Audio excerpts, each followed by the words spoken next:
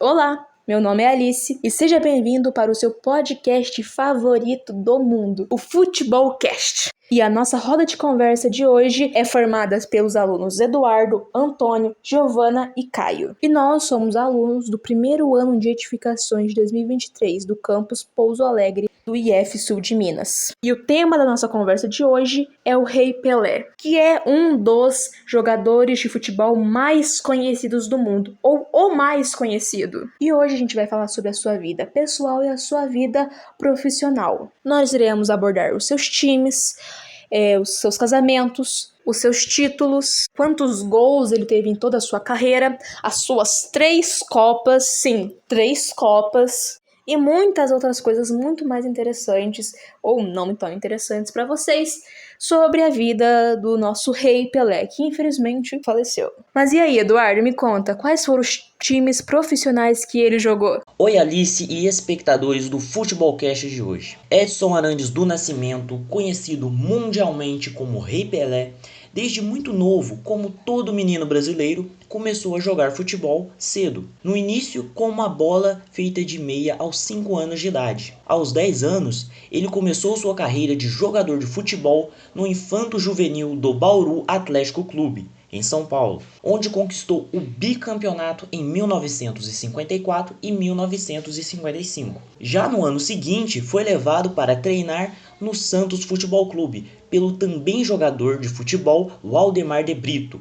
Sua primeira partida oficial pelo clube foi no dia 7 de setembro de 1956, em um jogo amistoso entre Santos e Corinthians. Pelé marcou 4 gols, ajudando então o Santos a ganhar a partida com uma goleada de 6-1. Contra o rival da capital, defendeu a camisa alvinegra por 18 anos, sendo o seu início em 1956 e seu término em 1974. Após sua saída, Pelé foi jogar nos Estados Unidos em 1975, pelo New York Cosmos, um clube de futebol americano. A passagem do Rei nos Estados Unidos, dentro e fora dos gramados, foi crucial para a popularização do esporte no país.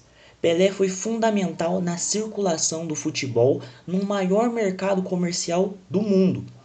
O jogador era um produto lucrativo, atrelado ao fenômeno do marketing em torno do seu nome. O sucesso era tanto que os públicos daquela época chegavam a quase 80 mil nos estádios do país para assistir Pelé e os companheiros de equipe. A audiência na televisão também tinha ótimos números, com cerca de 10 milhões de telespectadores assistindo ao jogo do Cosmos e Dallas Tornado na estreia dele pela equipe. Por último, porém não menos importante, na seleção brasileira foi onde Pelé mostrou ao mundo que deixaria seu nome gravado na história. Após um ano atuando no profissional do Clube Santista, no dia 7 de julho de 1957, com apenas 16 anos de idade, foi convocado para a Copa Roca contra a Argentina, no estádio do Maracanã, onde marcou seu primeiro gol pela seleção e só se despediu da amarelinha em 1971. Pelé resolveu pendurar de vez suas chuteiras em 1977 pelo New York Cosmos. E é claro que não foi só por causa da habilidade que tinha nos pés que ele deixou seu nome gravado na história do esporte. Ele ganhou diversos títulos e marcou inúmeros gols em sua longa carreira, e vou pedir que a Giovana nos fale um pouco desses títulos e que o Caio complemente com mais informações de gols, recordes e polêmicas. Olá, eu sou a Giovana, eu tô aqui com os meus colegas. Olá, eu sou o Caio Mingatz e o Antônio de Brasil.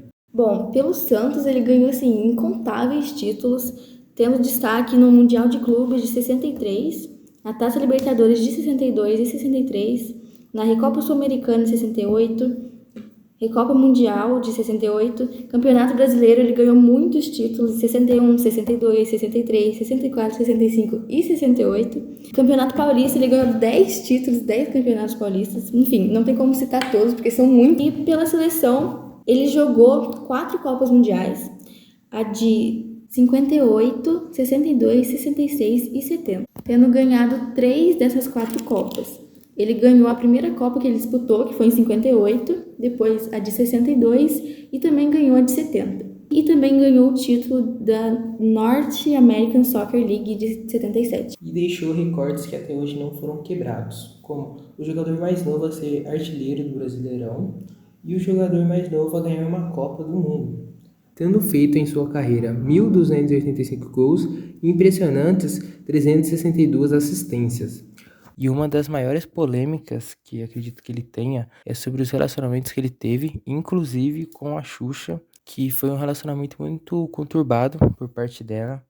Ela chegou até a dar uma entrevista sobre isso e ela alegou que o Pelé tinha uma dupla personalidade. Mas a Xuxa, por ser muito nova na época do primeiro relacionamento, ela não entendia muito como funcionava e tudo mais, e esse relacionamento durou 6 anos. Depois disso houve um término e cada um seguiu o seu caminho. Teve uma outra polêmica envolvendo ele e o jogador chamado Romário em uma treta que os dois tiveram, uma discussão, sobre quem era o melhor jogador, só que não foi algo muito relevante. Por incrível que pareça, o Pelé nunca foi de expor muito a sua vida pessoal, Então a gente não tem muitas informações.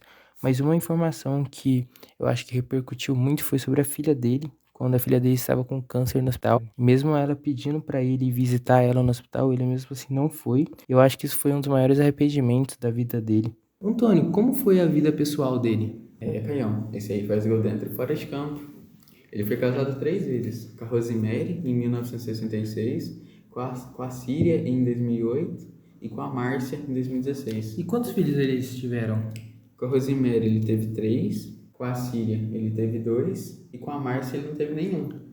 Mas eu fiquei sabendo de uma história que parece que ele não assumiu uma filha. Você sabe sobre isso? Sim, é porque ele também teve filhos fora do casamento, No total, assumidos, ele teve 7. Sim. Só que não foram registrados, nós sabemos de uma só, que por sinal morreu esses dias. Trágico. E fala pra mim, Antônio, como foi os últimos anos de vida do Pelé? Cara, ele já tava doente, Ele tava com câncer. Nos seus últimos 2 meses, ele foi internado. Só que ele tava numa situação muito, muito ruim, sabe? Tipo, todo mundo já tava se preparando pra morte dele. Só que a causa da morte dele acabou que não foi o câncer. Ele acabou morrendo de insuficiência renal e insuficiência cardíaca. Mas, Antônio, qual que foi o patrimônio deixado por ele? Bom, Giovanna, quando ele jogava no exterior, ele ganhava cerca de 235 milhões de dólares anualmente, o que dá quase 1,2 bilhões. Mas a sua herança não é nem perto disso. Ele deixou 79 milhões para os seus 7 filhos. E assim chegamos ao fim do Futebolcast da semana.